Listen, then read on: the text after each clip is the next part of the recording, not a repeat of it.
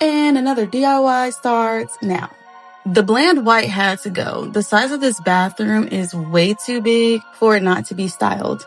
I knew I wanted this Limewash effect, but I was deciding between this blue and this brown. My living room has the brown and I wanted to keep everything cohesive, so I went with the sanderling and the shiitake. There are way better methods to getting the Limewash effect, but I had some deck brushes left over, so the way to get the effect is to paint the wall in the motion of waving an American flag. And since you made it this far, make sure you hit subscribe, like, and share for more content. When they say trust the process, you really have to trust the process. The first coat is not going to look the best, but once you add in the second coat and fill in the white spaces, you get that true feather look like you see here.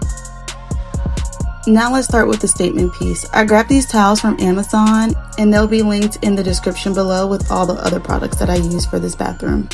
Everything you see me doing here is being very meticulous in how I lay the tile. I wanted everything to start with a clean foundation, but what I found is none of these walls have straight lines. Being OCD did not help with this project. However, it did teach me to just go with your gut and do what looks good to the eye. I also know that some people remove the toilet when they do tile, but the great thing about this is it's peel and stick, so you can remove as you need to, and you can use box cutters or regular scissors to trim away the excess tile that you don't need. Since I plan to add shelves, I took the tiles to the desired height of the first one. Per usual, I always have a plan. This is my first inspo picture, and here's my second. And if you're wondering about my fly shirt, go follow my best friend's clothing line at Luxury Goods Studio. Now I'm installing two shelves that I got from Amazon. They actually go to the length of the wall, minus a few inches on each side. Listen, anytime I can use a drill, I'm using it. And I also took some leftover tile to fill in the spaces on each side of the shelves. Now I'm going to use my box cutter to cut off the excess tile.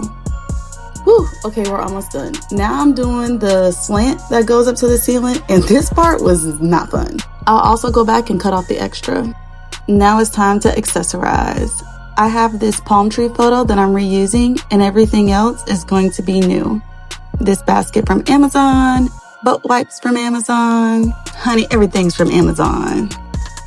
The shelves are a great way for me to have something that's functional and will allow me to switch up the decor when the seasons change.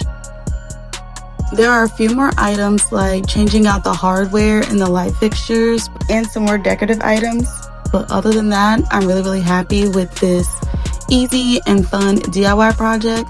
I hope you enjoy it and stay tuned for more DIYs.